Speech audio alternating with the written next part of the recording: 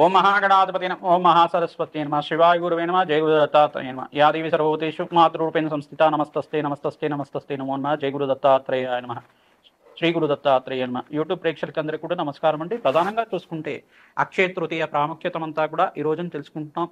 మేషాది ద్వాదశ రాశుల వాళ్ళు అంతా కూడా అక్షయ తృతీయ రోజున ఎటువంటి దానాలు చేసుకోవాలి, ఎటువంటి పరిహారం చేసుకుంటే కనుక అఖండమైన లక్ష్మీ కుబేర అనుగ్రహం కలుగుతుంది, ధనధాన్యాది సమృద్ధి కలుగుతుంది, ఆర్థికమైన కష్టాల నుంచి బయటపడి అనంతమైన రాజయోగం కలగడానికి ఎటువంటి పరిహారాలు చేసుకోవాలో చేసుకుంటాం. ప్రధానంగా అక్షయ తృతీయ ప్రాముఖ్యం అంతా చూసుకుంటే మహాలక్ష్మి యొక్క ఆవిర్భావం జరిగిన తర్వాత మహాలక్ష్మి యొక్క కళ్యాణం అంతా కూడా మహావిష్ణువు యొక్క కళ్యాణం, లక్ష్మీనారాయణ కళ్యాణం అంతా కూడా ఈ అక్షయ తృతీయ రోజున జరిగిందని చెప్పేసి ఈ యొక్క కుబేరుడికంతా కూడా ఈ యొక్క మహాదేవుడంతా కూడా ఈ రోజున మనకి నవనిధికి అధిపతి అయ్యే విధంగా వరాన్ని పొందే విధంగా చేశారని చెప్పేసి ఈ యొక్క ఇతిహాసంలో అంతా కూడా స్కంద పురాణంలో అంతా కూడా చెప్పిన విధానంగా స్కంద పురాణంలో ఎవరైతే కనుక బ్రాహ్మణోత్వం కానీ విధవాళ్ళకి కానీ ఈ యొక్క యాచకులైన యోగి పొంగోలకైనా కానీ ఈ యొక్క సాధువులకైనా కానీ అన్నదానం చేయడం వల్ల అఖండమైన పుణ్యప్రాప్తి కలుగుతుంది. అక్షయ తృతీయ రోజున ఏ పుణ్యకార్యం చేసినా అక్షయ ఫలితాన్ని వస్తుందని చెప్పేసి మనకి స్కంద పురాణంలో చెప్పిన విధానంగా ఉంది. ప్రధానంగా చూసుకుంటే స్కంద పురాణం ప్రకారంగా దానానికి విశేషమైన ఫలితంగా చెప్పారు. ఈ యొక్క అక్షయ తృతీయ రోజున బంగారం కొనాలని చెప్పేసి ఎక్కడ ఏ శాస్త్రంలో లేదండి. ఏ ప్రాసాలతోటి మనకంతా కూడా బంగారం అనేది ఈ యొక్క కలిపురుషుడి యొక్క ఆధీనంలో ఉంటుంది. కావున బంగారం ఎవరైతే కొంటారో వాళ్ళకి ప్రధానంగా కొంచెం శ్రమతో కూడిన సంపాదన వస్తూ ఉంటుంది అని చెప్పేసి అని చెప్తూ ఉంటారు. ఇక్కడ ఏ శాస్త్రంలో కూడా అక్షయ తృతీయ రోజుననే బంగారం కొనాలి అని చెప్పేసి లేదు ఇక్కడ కూడా. ఈ యొక్క ప్రాముఖ్యత ఏంటిదంటే అక్షయ తృతీయ రోజున దానానికి, అన్నదానానికి మీరు తోచిన కొద్దీ బీదవాళ్ళకి ఏదైనా దానం చేయడం కానీ, వస్త్రదానం చేయడం కానీ దాని ప్రాముఖ్యత అంతా కూడా చెప్పడం జరిగింది. మీకు ఏ దానం చేసుకుంటే ఏ ఫలితం వస్తుంది, ఏ దానం చేసుకోవడం వల్ల మీకు బ్రహ్మలోక ప్రాప్తి, వైకుంఠలోక ప్రాప్తి, శాశ్వత పరబ్రహ్మలోక ప్రాప్తి కలుగుతుంది అని చెప్పేసి చెప్పడం జరుగుతుంది. ప్రధానంగా చూసుకుంటే అక్షయ తృతీయ రోజున లక్ష్మీ కుబేర వ్రతం అనే వ్రతాన్ని సాయంకాల వేళలో ఆచరిస్తూ ఉంటారు. తామర పూలతోటి మహాలక్ష్మి ఆరాధన సహస్రనామంతో ఆచరణ చేసుకోవడం వల్ల అఖండమైన ధనధాన్యాది సమృద్ధి కలుగుతుంది, మహాలక్ష్మి అనుగ్రహం కలుగుతుంది, అష్టైశ్వర ప్రాప్తి కలుగుతుంది, రాజయోగం కలిసి వస్తుందని చెప్పేసి చెప్పడం జరుగుతుంది.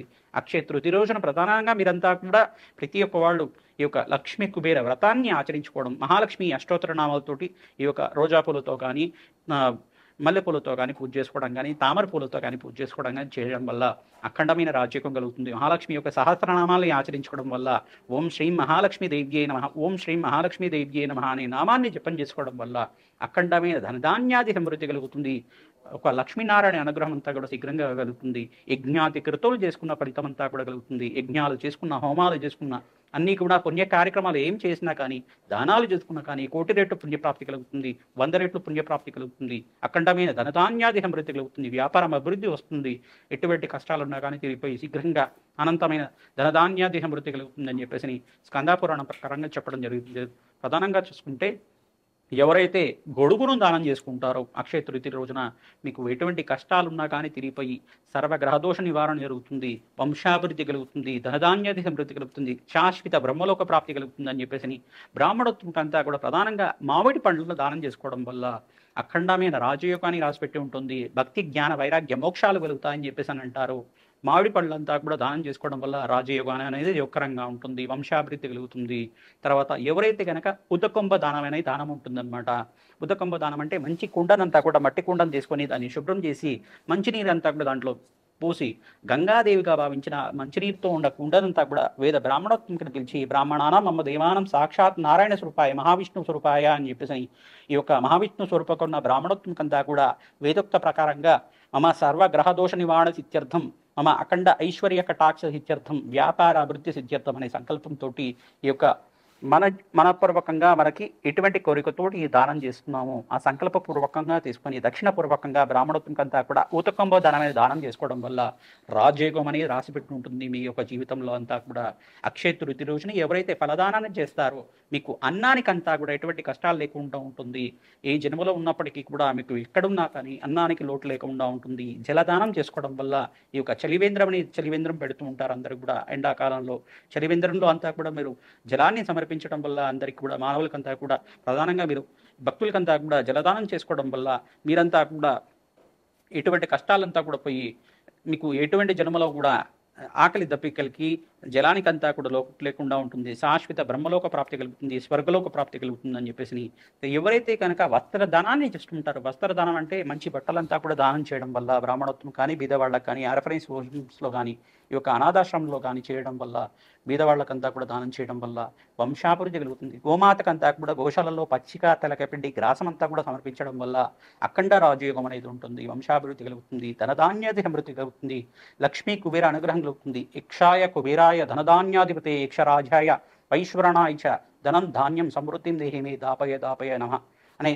నామంతో చేసుకోవడం వల్ల యక్షాయ కుబేరాయ ధనధాన్యాధిపతి నామాన్ని జపం చేసుకోవడం వల్ల యక్షాయ కుబేరాయ ధనధాన్యాధిపతి అనంత ఐశ్వర్యం దేహిమే నమస్వాహ అనే నామాన్ని చేసుకోవడం వల్ల సర్వ గ్రహ దోషాలంతా కూడా తొలిపోయి యక్షరాజ అయిన నవదినేక అధిపతి అలకాపురికి అంతా కూడా అధిపతి అయిన ఈ యొక్క కుబేర అనుగ్రహం అంతా కూడా లభిస్తుంది, అఖండమైన లక్ష్మీ కటాక్షం లభిస్తుంది, నవనిధులంతా కూడా అఖండమైన ధనధాన్యాది సమృద్ధి కలుగుతాయి, మీకంతా కూడా అష్టైశ్వర ప్రాప్తి కలుగుతుంది, వంశాభివృద్ధి కలుగుతుంది మీకంతా కూడా అని చెప్పేసి ఈ యొక్క అక్షయ తృతీయ ఇతిహాసంలో అంతా కూడా చెప్పడం జరిగింది.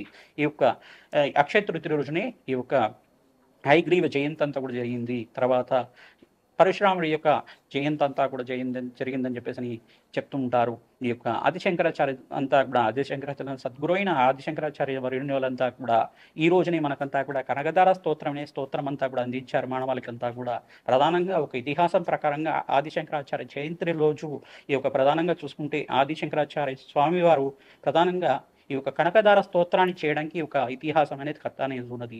ప్రతిరోజు విధంగా యాచకం చేసి వాళ్ళు భోజనం చేయాల్సి ఉంటుంది సాధువులంతా కూడా. ఒక రోజున ఒక బీదవాళ్ళైన ఒక ఒక ముసలావిడ వాళ్ళ ఇంటికి వెళ్ళారు, యాచకం చేసి భోజనం చేసుకుందామని చెప్పేసి. ఆ ఇంటికి వెళ్ళినప్పుడు వాళ్ళ ఇంటి దగ్గర ఉండే ఇంటికి వెళ్ళినప్పుడు ఆ బీదరాలైన ఆ యొక్క ముసలావిడ అంతా కూడా ఆయనకి కడు బీదరాలు అనమాట, దరిద్రమైన స్థితిలో ఉంది, ఏమి ఇవ్వడానికి ఏమి లేదు ఇంట్లో అంతా కూడా. ఇల్లంతా కూడా వెతికేసి ఒక ఉసిరికాయ మాత్రమే దొరికింది, చిన్న ఉసిరికాయనే దొరికిందనమాట.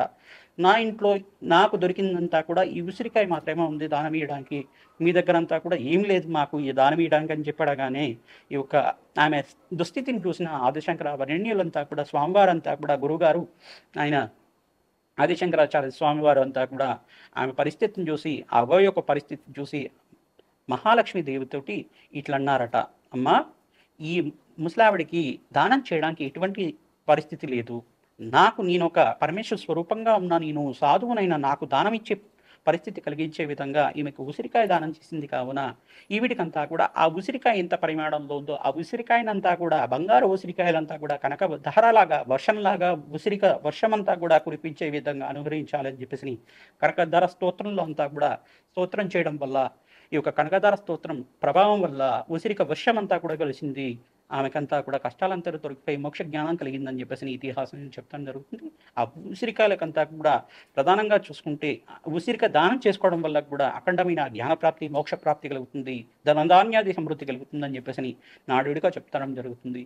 ప్రధానంగా అక్షయ తృతీయ రోజు ఎవరైనా అన్నదానం చేయడం వల్ల వంశాభివృద్ధి కలుగుతుంది, పితృదోషము పితృశాపం నుంచి బయటపడుతూ ఉంటారు, వంశాభివృద్ధి కలుగుతుంది. మహాలక్ష్మి ఆరాధన అంతా కూడా తామరపూలతోటి శ్రీసూక్త విధానంగా యజ్ఞాది కృతుల్లో ఆచరించుకోవడం వల్ల వంశాభివృద్ధి కలుగుతుంది, సర్వశత్రు వినాశనం కలుగుతుంది, సర్వకర్మ విమోచనం కలుగుతుంది.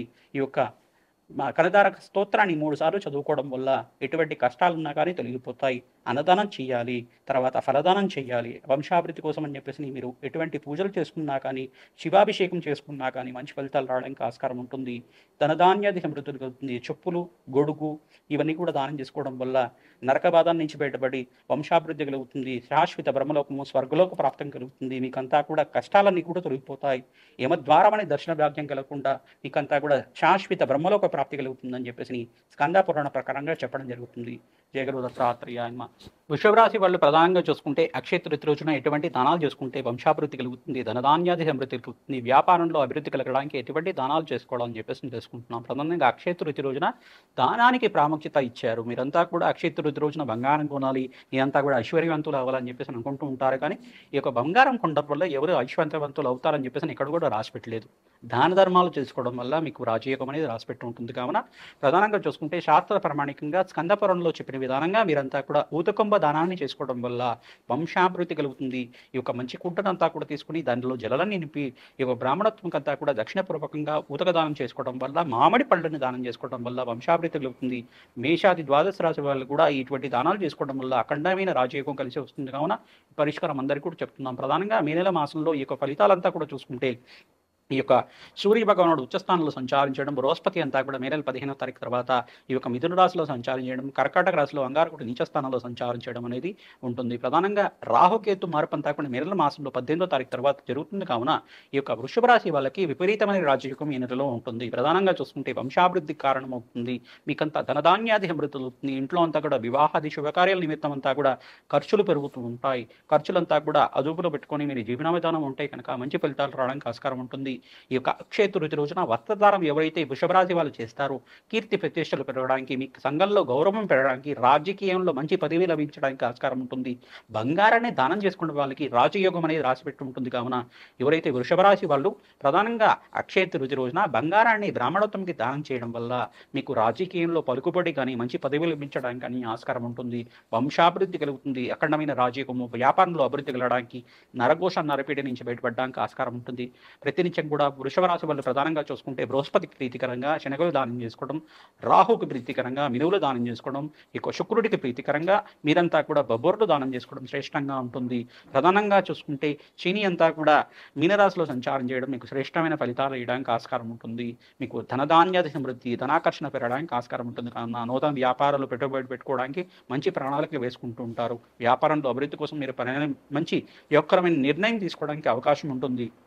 మంచి ఫలితాల కోసం మీరిచ్చమంతా కూడా శ్రీసూక్త విధానంగా మేము చేసే యజ్ఞాది కరుతుల్లో పాల్గొనండి. మీరంతా కూడా ఈ యొక్క తామర పూలతో మేము చేసే హోమాది కార్యక్రమంలో పాల్గొనడం వల్ల మీకు వంశాభివృద్ధి కలుగుతుంది. అఖండమైన రాజయోగము, ధనధాన్య సమృద్ధి కలగడానికి ఆస్కారం ఉంటుంది. కావున పరిష్కారం చేసుకుంటున్నాం. ఈ యొక్క తెల్ల గుమ్మడికాయని దానం చేసుకోవడం వల్ల వృషభ రాశి వాళ్ళు మీకు జాతకరీత్యా ఎటువంటి దోషాలు ఉన్నా కానీ సర్వ గ్రహ దోష నివారణ నిమిత్తం అంతా కూడా నరకోశ, నరశాప, నరభయం నుంచి బయటపడడానికి మీరంతా కూడా తెల్ల గుమ్మడికాయ అనేది బూడిద గుమ్మడికాయ అనేది దానం చేసుకోవడం వల్ల, ఇది కూష్మాండ దానం అంటారు దీన్నంతా కూడా, ఎవరైతే దానం చేసుకుంటారో వంశాభివృద్ధికి కారణమవుతుంది, ధనధాన్యాది సమృద్ధికి కారణమవుతుంది, వ్యాపారం అభివృద్ధికి కారణమవుతుంది. దక్షిణ పూర్వకంగా మనపూర్వకంగా దానం చేసుకోవడం వల్ల వంశాభివృద్ధి కలుగుతుంది. కావున ఈ అక్షయ తృతీయ మేలని మాస ఫలితాలంతా కూడా మీకు చెప్పడం జరుగుతుంది. నేను పాలపర్తి గురునాశమ్మ.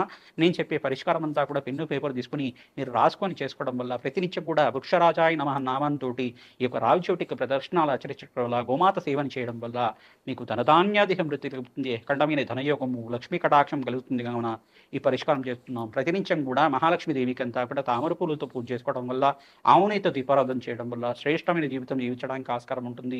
వంశాభివృద్ధి కలగడానికి ఆస్కారం ఉంటుంది. కావున పరిష్కారం చెప్పడం జరుగుతుంది. ఈ యొక్క ప్రతినిత్యం కూడా ఎవరైతే పక్షులకంతా కూడా ఆహార నిమిత్తం అంతా కూడా చేయడం వల్ల, పక్షులకి ఆహారంగా ఏమైనా పెట్టడం వల్ల, పక్షులకంతా కూడా జలాన్ని సమర్పించడం వల్ల మీకు ధనధాన్యాది సమృద్ధి కలగడానికి, మంచి పేరు ప్రఖ్యాతలు గణించడానికి ఆస్కారం ఉంటుంది. సులభంగా మేము చెప్పే పరిష్కారం అంతా కూడా చేసుకోవడం వల్ల అఖండమైన రాజయోగము, ధనధాన్యాది సమృద్ధి కలగడానికి, ధనాకర్షణ కలగడానికి ఆస్కారం ఉంటుంది. కావున పరిష్కారం అంతా కూడా చేసుకోండి. తెల్ల ఆవాలతోటి మీరంతా కూడా పరిష్కారాన్ని ఆచరించుకోవడం వల్ల మీ ఇంట్లో ఈశాన్య దిగ్భాగంలో ఒక పసుపు రంగు గుడ్డ తీసుకొని, పసుపు రంగు గుడ్డలో అంతా కూడా తెల్ల ఆవాలు ఒక 2 గుప్పెట్లు అంతా కూడా తెల్ల ఆవాలు వేసుకొని, పచ్చకరుపము, తర్వాత తామర గింజలు ఒక 11 రూపాయి కాయిన్స్ అంతా కూడా దాంట్లో వేసుకొని, అది ఈశాన్య దిగ్భాగంలో కానీ ఉత్తర దిగ్భాగంలో కానీ ఈ యొక్క దేవుడి గద్దె దగ్గర పెట్టుకోవడం వల్ల, దానికి అగరబత్తులు, బెల్లం ముక్క అంతా కూడా నైవేద్యం పెట్టడం వల్ల మీకు ధనధాన్యాది సమృద్ధి కలుగుతుంది. ధనానికి లోటు లేకుండా ఉంటుంది. ప్రతి 30 రోజులకు ఒకసారి అది తీసేసి మళ్ళీ కొత్తగా వేసుకోవడం వల్ల మీకు అది బూజు పొచ్చకుండా ఉంటుంది. అది బూజు పట్టకుండా ఖరాబ్ కాకుండా ఉంటుంది. కావున ఈ రకంగా చేసుకోవడం వల్ల మళ్ళీ ఒక 30 రోజుల తర్వాత అది తీసేసి ఒక చెరువులో కానీ నీళ్ళలో కానీ కడిపేయడం, చెట్టు మొక్కల దగ్గర వేయడం. మళ్ళీ ఏం చేయాలంటే కొత్తగా తీసుకొని ఒక తామర గింజలు, తర్వాత తెల్ల ఆవాలు, పచ్చకర్పూరం, 11 రూపాయి కాయిన్స్ అన్ని కూడా వేసుకోవడం, దానికి అగరబత్తులు, ధూపం, దీపం, నైవేద్యం లాగా బెల్లం ముక్క నైవేద్యం పెట్టడం, అదే మహాలక్ష్మి దేవిగా భావించేసి ఆ మూటనంతా కూడా ఇంటికి దేవుడి గదిలో ఉండే ఈశాన్య దిగ్భాగంలో కానీ ఉత్తర దిగ్భాగంలో కానీ మహాలక్ష్మి దేవి ఒక ఫోటో కింద పెట్టుకోవడం కానీ, ఈ యొక్క లక్ష్మీనారాయణ ఫోటో దగ్గరైనా కానీ, శివపార్వతుల కుటుంబం ఫోటో దగ్గరైనా కానీ, వెంకటస్వామి ఫోటో దగ్గరైనా కానీ పెట్టుకోవడం వల్ల మీకు ధనాకర్షణ పెరగడానికి ఆస్కారం ఉంటుంది. వంశాభివృద్ధి కలగడానికి ఆస్కారం ఉంటుంది. కావున పరిష్కారం చెప్తున్నాం. జయ గురు దత్తాత్రేయ.